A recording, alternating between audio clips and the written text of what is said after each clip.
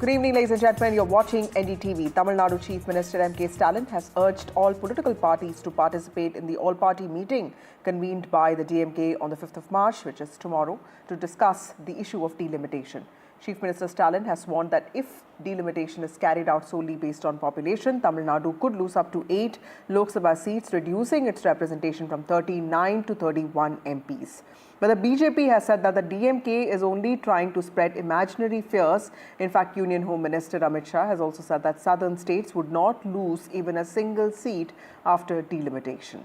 Remember, the constitution mandates delimitation after every census, but the number of seats in the parliament and the share of each state has remained static since 1976, and this is largely due to opposition from southern states. So why are the southern states worried this time? Remember, it's not just Stalin. Others such as Siddaramaiah, the Chief Minister of Karnataka, and Pinarayi Vijayan, the Chief Minister of Kerala, have also supported Mr. Stalin in this regard. So what is expected from the all-party meeting tomorrow? What are the larger questions around representation, federalism, and also democracy that have been raised by the DMK? Now, will this become a larger North versus South debate? Who gains from this politically, electorally? And is all of this being raised only to create pressure on the centre? How will this politically play out? Will this unite the opposition or divide them further? We'll try and discuss all of that tonight. We will be joined by a panel of experts, but first, here are some reactions. இன்றைக்கு 39 எம்பிக்கள் இருந்து கொண்டிருக்கிறார் என்று சொன்னால், அவர்களை வைத்துக்கொண்டே போராடி கொண்டிருக்கிறோம் என்று சொன்னால், அதையும் மீறி இன்றைக்கு இன்னும் சில நாடாளுமன்ற உறுப்பினர் இருந்தால்தான் நாம் எண்ணக்கூடிய எண்ணங்கள் எல்லாம் நிச்சயமாக நிறைவேற்றப்பட முடியும். ஆக அதையெல்லாம் நீங்கள் சிந்தித்து பார்த்து நான் மீண்டும் இந்த திருமண விழாவின் மூலமாக எல்லா கட்சி தலைவர்களுக்கு நான் கேட்டுக்கொள்ள விரும்புவது, வர முடியாதவர்களும் தயவு கூர்ந்து வர வேண்டும் வர வேண்டும் வர வேண்டும் என்று இந்த கூட்டத்தின் வாயிலாக நான் அழைப்பு விடுக்கிறேன். Tamil Nadu CM has called for an all-party meeting. Now this is first time a funniest all-party meeting because nobody knows what is the agenda. Even when you go to a marriage, you will know the person who's getting married. But in this case, CM has imaginarily called for an all-party meeting. It only shows his fear. He is not discussing any issue that is affecting a common man. He wants to talk about arbitrary issues. No central government representative has spoken about delimitation. In fact, Amit Shah ji has clearly spoken it is pro rata basis. And our Honorable Prime Minister Narendra Modi ji has said it is not based on population, not on the Congress model. When everything is spoken, they assume that it is based on population. Who said 848 seats? CM assumes 848 seats. Who said Tamil Nadu is losing 12? With this imaginary fears, is calling for an all-party meeting without an agenda. Why should we waste our time by attending that meeting when you have already clarified, when the Honorable Home Minister has clarified? So Tamil Nadu CM has to rise above this petty politics. It's for the party to decide. Let's see. I haven't seen any formal request, or I'm not aware of it probably. But that's something that the KPCC president and the AICC will take a call on that. We have Kovai Satyan of the AITMK joining us first. We'll also be joined by spokespersons from other parties. Kovai Satyan, thank you so much for joining us, sir. When it comes to this all-party meeting on delimitation, you've also criticized the BJP's boycott of this meeting. What is the AITMK's position when it comes to delimitation as a process? The stand of AITMK is clear. Any action that results in giving away the rights of the state, be it in any sphere, be it in education or be it in terms of representation, if any action results in taking away the rights of Tamil Nadu, AITMK will definitely be the first party to fight it and retrieve it. The history will vouch for the same. And DMK, on the other hand, has no moral status quo to talk about the states, state rights, particularly Tamil Nadu. Kachativu, Mekatadu, NEET, Jallikattu, name anything that has taken away the rights of the Tamil Nadu people and Tamil Nadu. DMK were in power at that point of time, enjoying power sharing at center, and they have done nothing. So for them, state rights is nothing but a political narrative that can suit their political gains and benefits. So far, M.K. Stalin's theory of the reduction in numbers is not backed by any solid evidence or data or any other statements from the center. It's still in a very lukewarm state of discussion. And he had spun a narrative that it is being decided that this is how it has to go and we are going to lose. Not giving an opportunity to DMK to spin another fake narrative that AIDMK is not interested. We have decided to take part and definitely we'll put forth our point of view with respect to delimitation. Right. That's where we stand. On Right. the other hand, the responsibility of BJP lies to represent their party. If at all, if they say it is an assumption from DMK, it has no merits, they should come to that meeting and ensure that whatever Amit Shah had assured out in open, they also reiterate in the meeting so that Okay. the people get to know who is right and who is wrong.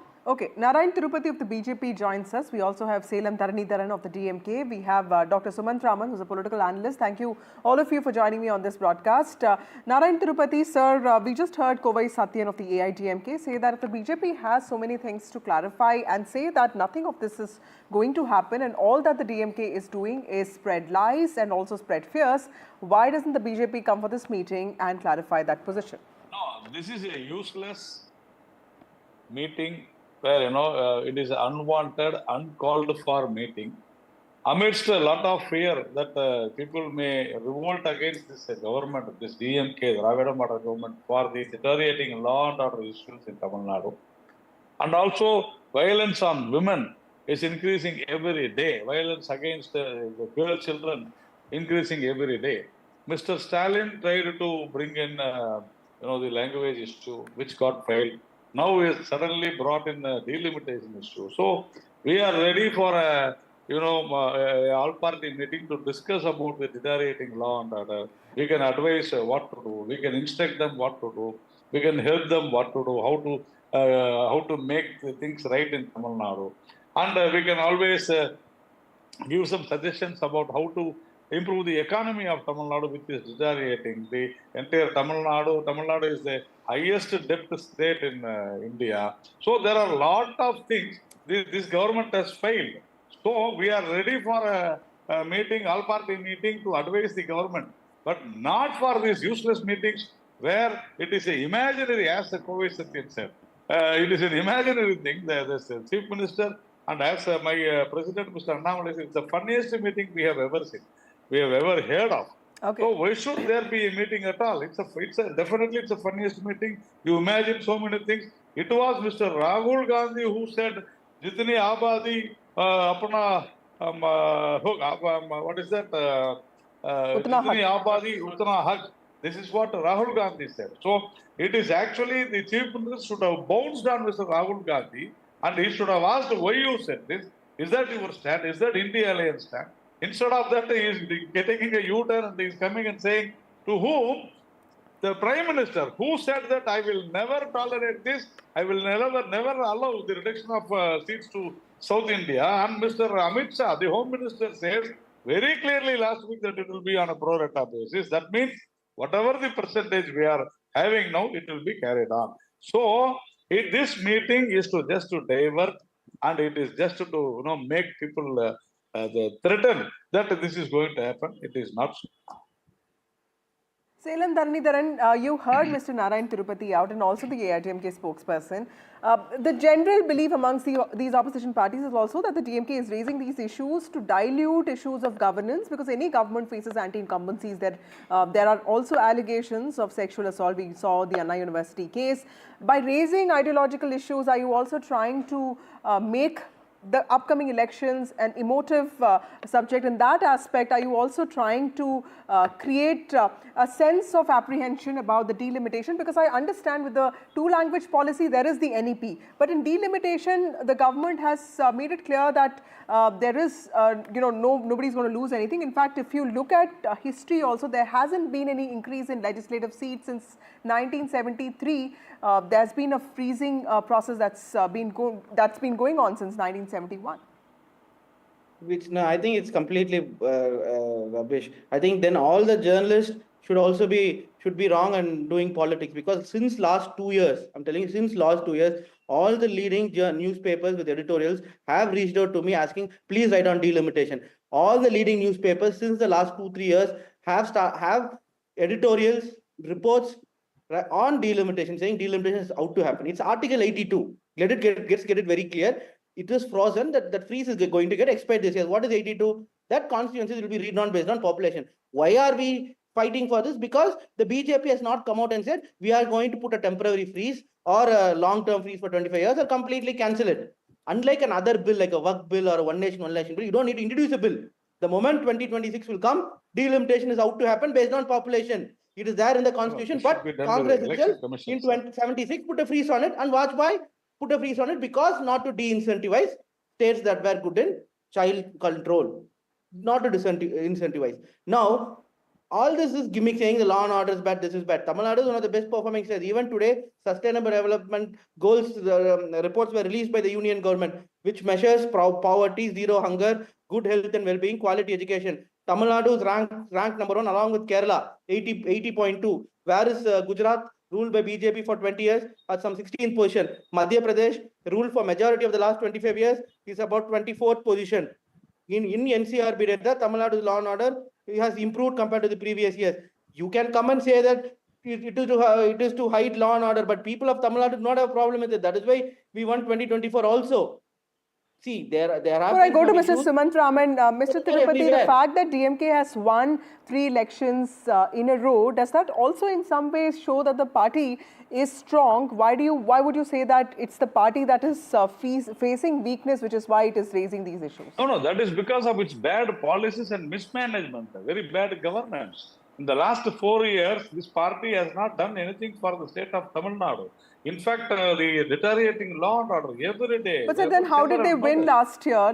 Last year Lok Sabha elections, they have swept one more time. Why do you think that happened? As a opposition, you all know what is happening. That is maybe because of, the weaker opposition parties, including AIDMK. That is different. And the BJP also. That is different. BJP? That's what I said. Including BJP, yes, I said. If we had been very strong, we would have won. But you scored because of numbers, that's all. So that I will not, that is what you That is what BJP has done at national level, madam. You do.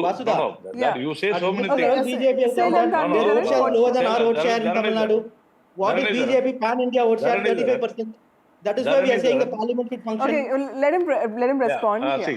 See, the last 4 years have been the worst for Tamil Nadu. Even the economic development, the absolutely joblessness is happening, and there is no improvement in economics, industrial development, nothing is there. So fearing that the DMK, which is going to face the election as a ruling party next year, they want to divert the issue. That is what I wanted to say. And before that, Dharanidharan, Okay, Dharanidharan, I'll just come back to, let me take one comment from Sumant Raman. No, Dr. Raman, states in the south, this is for our viewers, states in the south feel that delimitation, which could be based on latest population data, could reduce their representation in the parliament and in fact also in some ways diminish their political influence. Even if the total number of parliamentary seats in India increases, states like Tamil Nadu, where population control measures have been effective, could be disproportionately affected. That is what the Chief Minister has been saying. Do you see this issue as becoming something that can unify the opposition, or it is going to divide them? Is it going to be a north versus south divide? How do you see this playing out politically? First of all, delimitation in its present formula is unacceptable to southern India, and I think that has been made clear across the political spectrum. This is not just DMK or ADMK saying this, it is also parties like the TRS and other political parties who have come out clearly and said that in its present form, purely based on population, it is not fair. But the point I'm trying to understand is why now? Because 2026 delimitation cannot happen because census itself has not started. So the delimitation exercise can only commence after the census, whenever it is done. 2021 it was supposed to be done. COVID caused it to be postponed. Now after that the government has not shown any sign or inclination to carry out the census. When the census is going to start, nobody knows. So clearly we are at least 2 or 3 years away from a delimitation exercise. And in any case, this matter is going to be challenged in court if the government attempts to even try to push it through in the present format. So I'm a little intrigued as to why it is being taken up now. It is being taken up now because of the elections which are coming up in Tamil Nadu in 2026. So the DMK needs to portray the BJP as the enemy. BJP is very happy to play along. I had written about it also. BJP wants to be seen as a principal opponent to the DMK, sidelining the AIDMK. So they are very happy. DMK needs to portray the BJP because that's the only way they can get the minorities on their side by scaring them, saying otherwise BJP will come. So it is I would call this nothing more than a kind of play acting between both these players. there is no immediate possibility of delimitation happening in 2026. Everybody knows that. Only after the census can delimitation happen. It will probably be at least 3 years' time. And what formula the center comes up for delimitation is something that is still open to discussion. So this entire issue of what is happening now, you'll remember the Atal Bihari Vajpayee government is the one that put off the delimitation which was supposed to happen after 2001. So let's be very clear that nothing is going to happen next year. But this all-party meeting is basically just to try to say we are the protectors of Tamil Nadu. Then BJP is the enemy of the Tamil people. And BJP is very happy because it sort of pits them against the DMK. So this whole thing is, in my opinion, it's nothing more than a drama because there is going to be no delimitation in 2026. Everybody knows that. So that's a view. Kovai Satyan, does this controversy, including the language and also delimitation, make it more challenging for AIDMK to align with the BJP? Because if it becomes BJP versus DMK, at least in terms of narrative, it looks like the DMK might benefit or the BJP might benefit. Where does that leave the AIDMK in this process? That is what expected to happen because both BJP and DMK are in a secret ally. Both are playing to their own political benefits and narratives.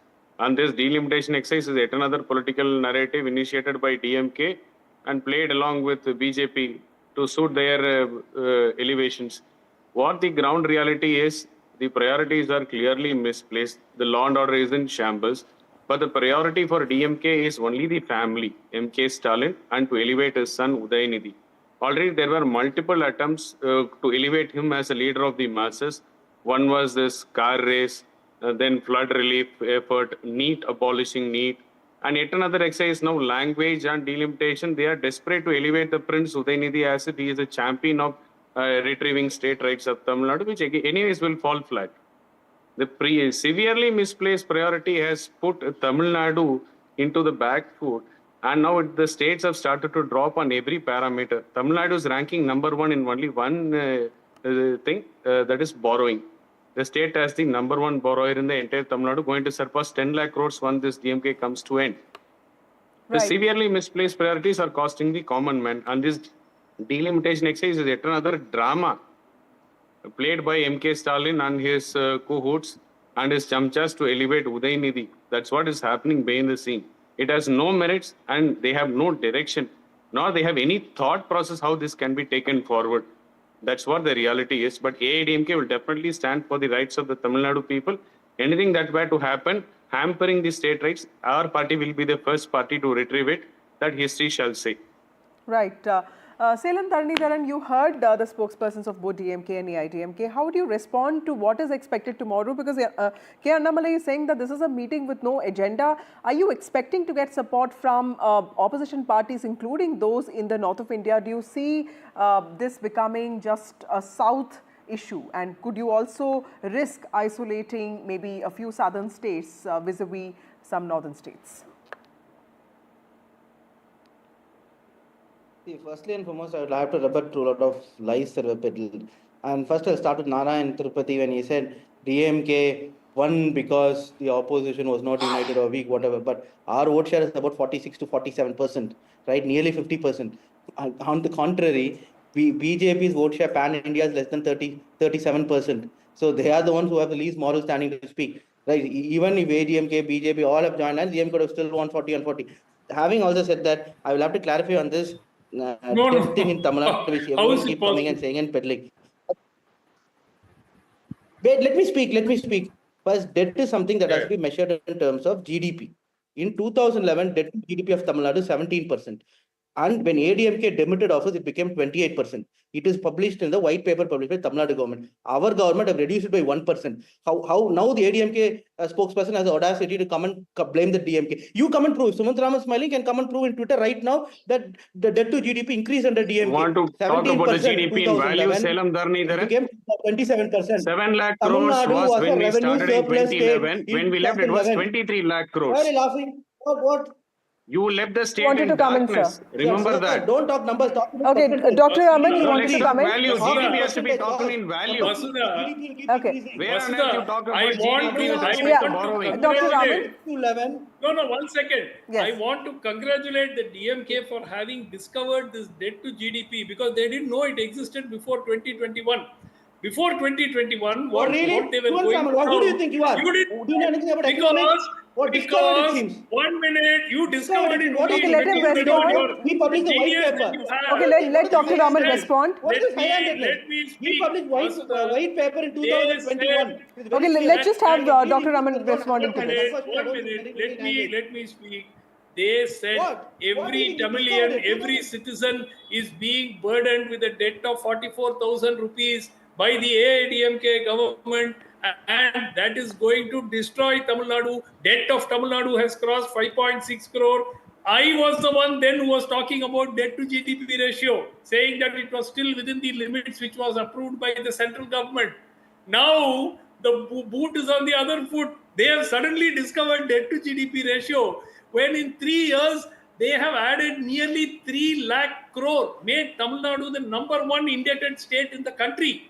And they have the gall to talk about debt to GDP ratio now. Why didn't they talk about it before 2021? Okay. Not one. Sriram Thalvi, can I quickly respond to that before I go to Please. Narayan Tirupati? No, come here. Vasudha, I have to Yeah, just please take speak. 30 seconds because I interrupted. 10 seconds. I am saying debt to GDP was 18% in DMK attempted office in 2011. It increased to 28% in 2021. Even if you look in terms of percentage, ADMK did bad. That percentage we have reduced. Wow, where 1% on will earth make you are Okay, this is comparing that completely to out of the Delhi? scope of this Right. debate. Neelam Dharnidharan, Closing. I'm sure that you have learned Okay, some closing basics in remarks from management. Narayan Tirupati, sir. I mean, Can I I- also can I- feel can I- that maybe the centre seconds. will have to sort of work really hard in ensuring that there are no, the fact, the accusation that federalism is under threat. Do you think that the centre will have to look at addressing that particular challenge, or do you see this not as something that will prove as a political threat to the BJP? This is not at all a challenge because the DMK wants to, hide its failure, and they are doing this. And in fact, Mr. Stalin, who thought that the language issue, which was, you all know how it was flared up last week, it has almost diminished.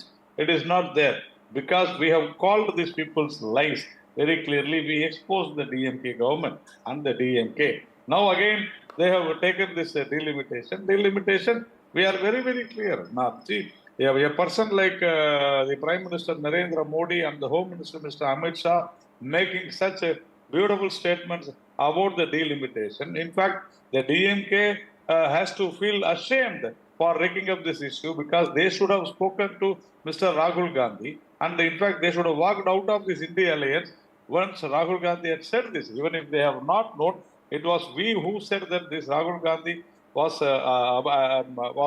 saying like this, and the Prime Minister replied like that. Even if you go and see Kiran Rijij's tweet on that day, 5th October 2023, Right. you will feel what has happened. But whatever we say, Mr. Seram Dhanidharan, he has to tell only one thing. Both Sumant and Mogesh are telling your salaries and pensions and your expenditures on paying interest. So we'll discuss all of this, tomorrow, even as the meeting takes place, completely out of time. Thank you so much, all of you, for joining me on this broadcast. Chief Minister and DMK President M.K. Stalin has urged all political parties to participate in the all-party meeting convened by the Tamil Nadu government on the 5th of March to discuss the issue of delimitation. BJP, of course, has said that the DMK is trying to spread imaginary fears. With that, it's also time for breaking news. DMK Chief and also Tamil Nadu Chief Minister M.K. Stalin has now written to Prime Minister Narendra Modi with regard to his request to drop offshore mining proposal in the fragile Gulf of Mannar part of this country. In fact, M.K. Stalin has underscored the fragile ecosystem, and he has said that it will suffer irreversible damage to marine habitats. My colleague Sam Daniel joins us with more details on this. Sam, tell us a little bit about this latest letter that M.K. Stalin has written. He has been writing a lot of letters to the centre. Tell us a little bit about the latest one that he has written to the Prime Minister. Vasudha, this is about a proposal by the centre to indulge in deep sea mining on the Gulf of Mannar region in the Bay of Bengal, And this, M.K. Stalin says, comes closer to several eco-sensitive, fragile marine areas, particularly the Gulf of Mannar Reserve. Also, the area that's a reserve for the endangered sea cow in the Park Bay. And he says this would destroy the fragile coral reefs, seagrass and forests, particularly the plumes, toxic waste and discharges from deep sea mining. And he's also saying that this will also affect the livelihood of lakhs of fishermen in the coastal area where there is already anxiety among the communities. And he also points out that the state government was not consulted by the central government before going with this project. And he wants the Prime Minister's intervention to make sure all the notified biodiversity areas in this around 10,000 square kilometer notified area for mining should be deleted so that these can be preserved and there will be no irreversible damage, as M.K. Stalin calls it. Vasudha. Okay. Thank you so much, Sam Daniel, for joining us with those details. With that, it's a wrap on the show. More news and updates on the other side.